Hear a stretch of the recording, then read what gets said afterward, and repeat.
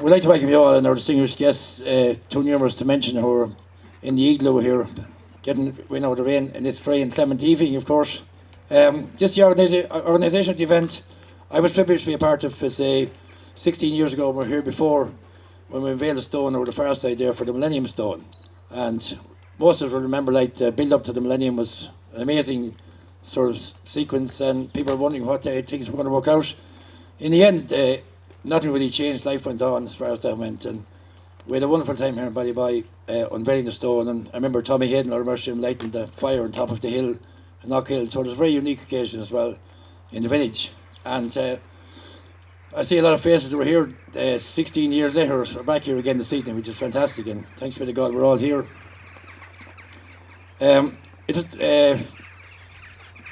Just going back on the Millennium Stone. Since doing that and this event come up, it is a great chance for us to commemorate this unique event as well, the commemoration of the 1916 Rising. As we all know, we have a great community spirit and cooperation in Ballyboy and the surrounding areas. So we came up with a plan recently to commemorate the 1916 Rising. And obviously it was easy enough to get the interest from the public. We got a hard-working committee together about a month ago, and the members include PJ Hayden, Paul Sweeney, William Buckley, John Steiniger, Katrina Boland, Margaret Lynch, James Devlin, Hubie Try, and yours truly. And we're trying to think of something we'll put on a stone, or what would be a good emblem for the whole situation. So, two albums that were very important in Irish tradition, and there's also were the harp and the shamrock. So, after a lot of nail-biting hours spent below in Molly's, we decided we'd go with the harp. So, so we have the harp. I've given away a few many secrets, but the harp is on the stone.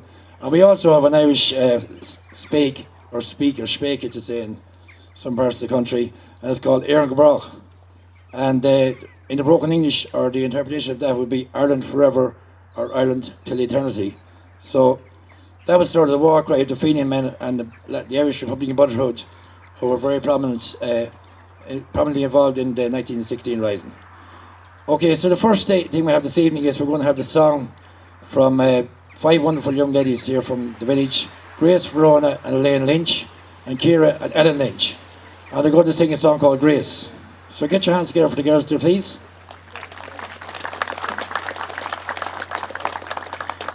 Grace had some people have double barrel names, but this girl had a 4 barrel name. It's called Grace Evelyn Gifford Plunkett. And she was born in 1988 and passed away in December 1955. She was an Irish artist and cartoonist, was very active in the Republican movement. She married her fiance Joseph Plunkett in Kilmainham jail only hours before he was executed as part of the 1916 leaders. So that's the basic sort of story behind the song.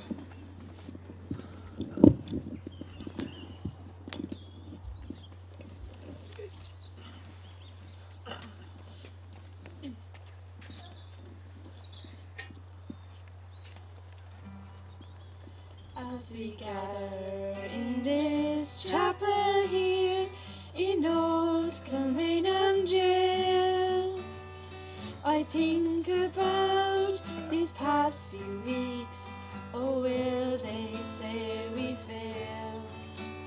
From our school days they have told us we must yearn for liberty. Yet all I want in this dark place is to have you here with me.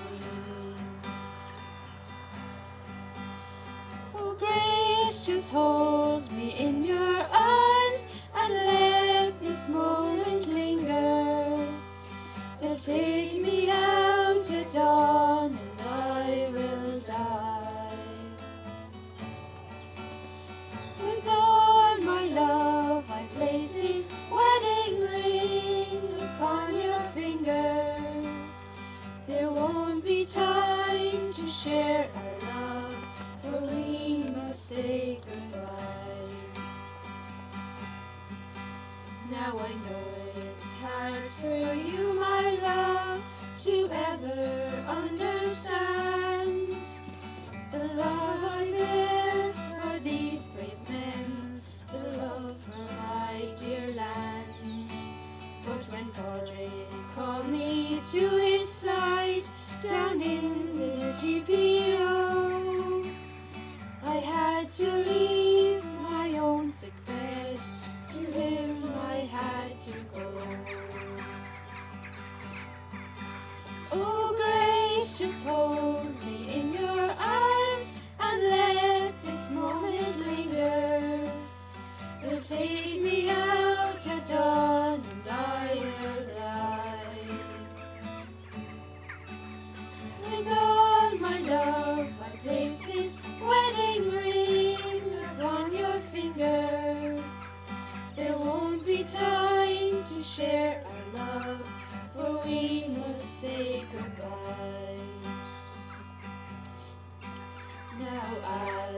dawn is breaking, my heart is breaking too. On this May morn, as I walk out, my thoughts will be of you. And I'll write some words upon the wall, so everyone will know. I love so much that I could see his blood upon the rose. Oh, grace, just hold me in your arms and let this moment linger. They'll take me out at dawn and I will die. With all my love, I place this wedding ring upon your finger. There won't be time to share our love, for we must say goodbye. There won't be time to share our love, for we must say goodbye. Thanks a million, that was beautiful. So it's part of some of the overcoming talent in the village, and thankfully we've always had some great talent coming through. We're just going to go through a brief history of the Rising, or maybe a different aspect on the Rising here at this stage. The Rising took place in Dublin and a few other outposts across the country between Monday 24th of April to Sunday 29th of April 1916. It was a rebellion against British rule in Ireland and was defeated after a swift British response. As a military campaign, the Rising was ultimately a failure, but it is an important legacy in that the British response to the event turned the majority of the Irish public away from the idea of home rule and towards the concept of fully independent Irish Republic. The planning of the Rising was done by a small radical group in the Irish Republican Brotherhood, with leaders such as Thomas Clarke, Sean McDermott, Patrick Pearse, James Connolly at their heart. Those were Republicans who fervently believed in the idea of an Irish Republic and also believed that the use of violence to achieve this goal was acceptable. The Rising was planned by the Military Council of the Irish Republican Brotherhood. The force that would come together to fight the Easter Rising comprised of the Irish Volunteers under the leadership of Pearse, the Irish Citizens Army under the leadership of James Connolly, and a women's organisation called Commemoration. In total, the three groups consisted approximately of 1,200 active participants who basically done the fighting during Easter week. Their combined ideologies of the three groups are best encapsulated in the Proclamation of the Irish Republic that was read out outside the GPO on Easter Monday. That document moulded together the republicanism of the Irish Volunteers, the socialism of the Irish Army, and the feminism of Commemoration. On April 24th, members of the Irish Volunteers, the Irish Citizen Army and Commemoration took control of several buildings in Dublin city centre. While some of the buildings, such as GPO and Bowles Mills, became iconic in the memory of the Rising, there were other key sites that the rebels failed to take control of.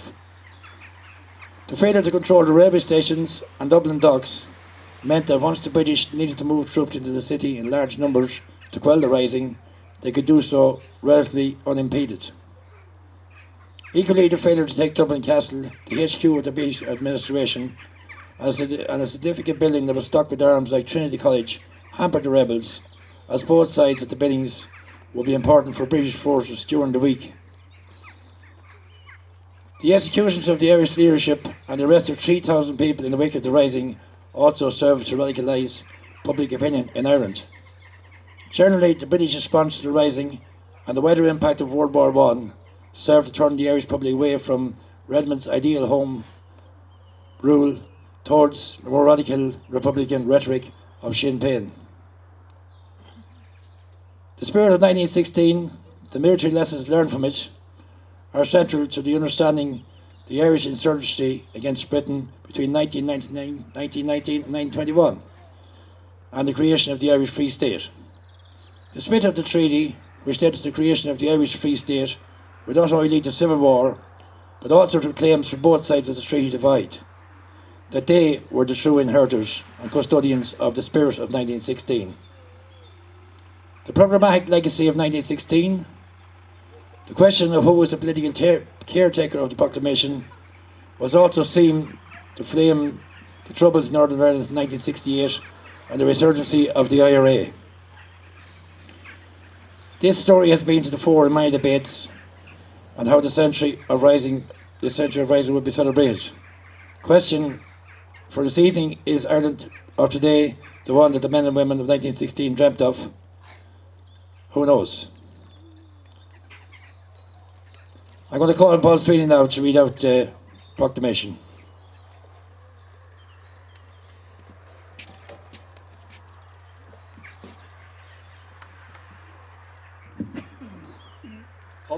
Public Nahéireann, the Provisional Government of the Irish Republic, to the people of Ireland, Irish men and Irish women, in the name of God and of the dead generations from which she receives her old tradition of nationhood, Ireland, through us, summons her children to her flag and strikes for her freedom. Having organised and trained her manhood through her secret revolutionary organisation, the Irish Republican Brotherhood, and through her open military organisations, the Irish Volunteers and the Irish Citizen Army, having patiently perfected her discipline, having resolutely waited for the right moment to reveal itself, she now seizes that moment, and supported by her exiled children in America and by gallant allies in Europe, but relying in the first on her own strength, she strikes in full confidence of victory. We declare the right of the people of Ireland to the ownership of Ireland and to the unfettered control of Irish destinies to be sovereign and indefeasible. The long usurpation of that right by a foreign people and government has not extinguished the right, nor can it ever be extinguished except by the destruction of the Irish people. In every generation, the Irish people have asserted their right to national freedom and sovereignty. 6 times during the past 300 years, they have asserted it in arms.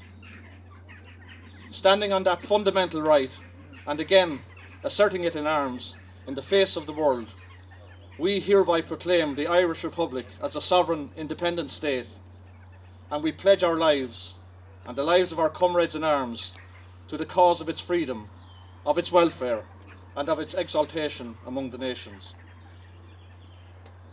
The Irish Republic is entitled to, and hereby claims, the allegiance of every Irish man and Irish woman. The Republic guarantees religious and civil liberty, equal rights and equal opportunities to all its citizens, and declares its resolve to pursue the happiness and prosperity of the whole nation and of all its parts, cherishing all the children of the nation equally, and oblivious of the differences carefully fostered by an alien government which have divided a minority from the majority in the past.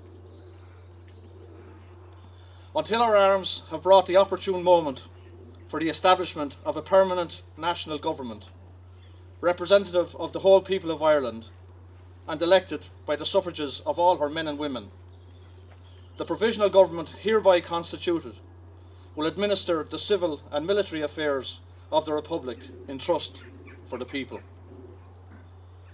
We place the cause of the Irish Republic under the protection of the Most High God, whose blessing we invoke upon our arms, and we pray that no one who serves that cause will dishonour it by cowardice, inhumanity, or rapine. In this supreme hour, the Irish nation must, by its valour and discipline, and by the readiness of its children to sacrifice themselves for the common good, prove itself worthy of the august destiny to which it is called. Signed on behalf of the Provisional Government, Thomas J. Clark, Sean McDiarmid, Thomas McDonough, P.H. Pearce, Eamon Cant, James Connolly, Joseph Plunkett.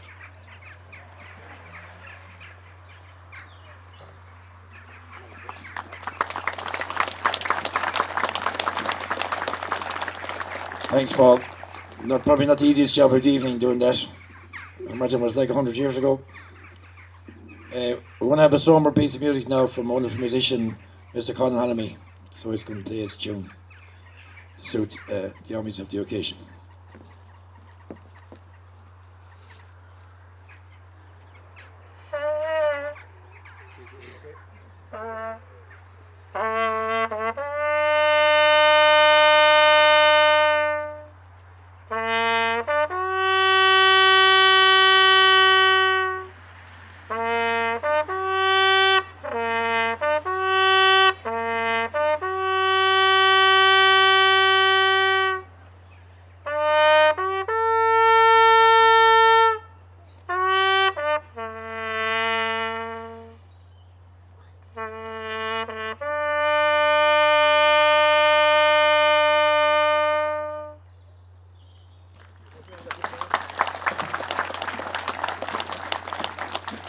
Thank you. There was a piece, the name of that piece was Taps, so it's a wonderful piece of music. At this stage of the evening, before the unofficial unveiling, we're going to call for a minute's silence for the people that fought for the freedom of our country and for all our friends and relatives and natives of Ballyboy.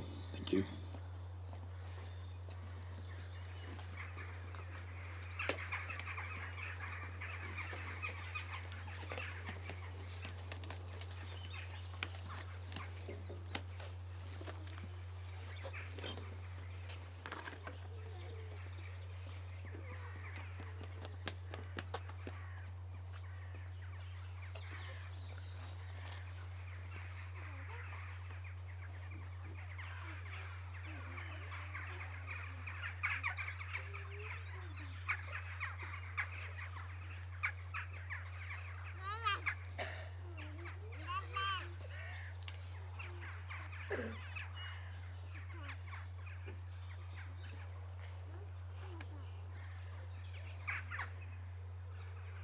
Anyway, that's the somber part of the evening concluded, and now we're going to call on our very distinguished guest, Canon Rootgill and the Reverend Michael Walsh, PP, to officially perform the unveiling ceremony of the Centenary Stone.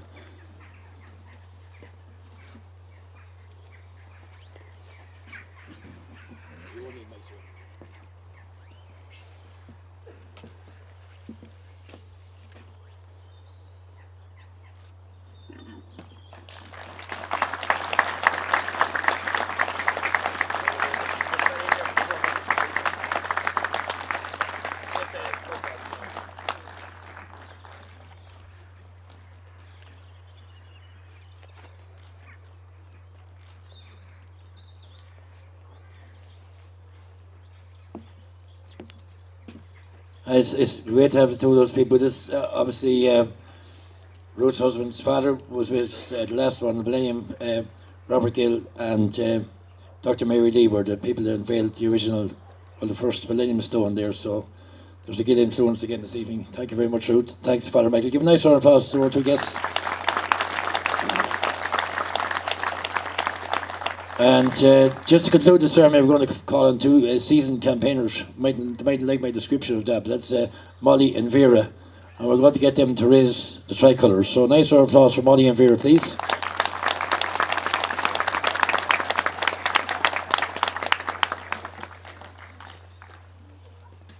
There was no reaction for them, so they must have accepted what I said.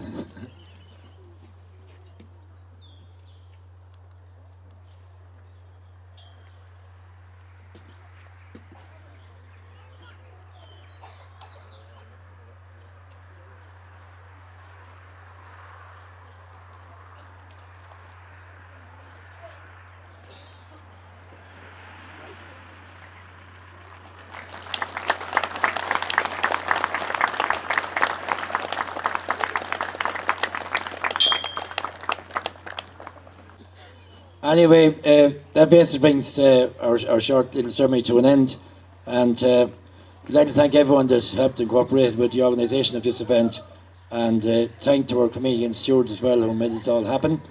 Also to special word of thanks to Tim Ryan from Oscray, who was responsible for the manufacturing of the stone. You will all get a close look at it. It's a gorgeous piece, and it's very professionally done and done with great taste and great heart. So special word of thanks to Tim there. Also to Ballyboy CC and Sharon and the group there for providing such wonderful music. And to Conal Hanamy as well for that amazing piece on the trumpet. I'd like to thank Karen Nolan, John Leahy, and Father Michael, Paddy Heaney, Dennis Driscoll, and all those people for being part of the ceremony as well. And that's basically it for the end of the year. We're all invited back to the hostelry there for some light beverages and some tea and cupcakes, so I'm sure you'll be able to handle them at this stage. So I'd like you all to rise now, please. We're going to finish up with the national anthem.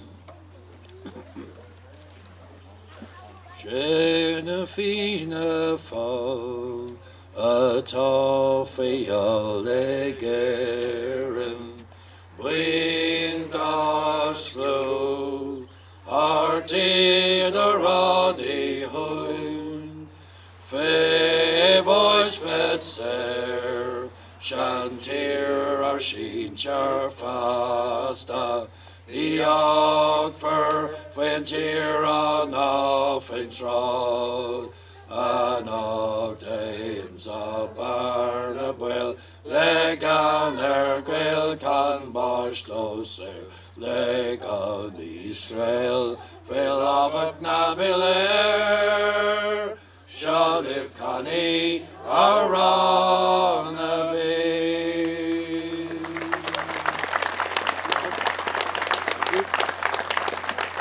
Good,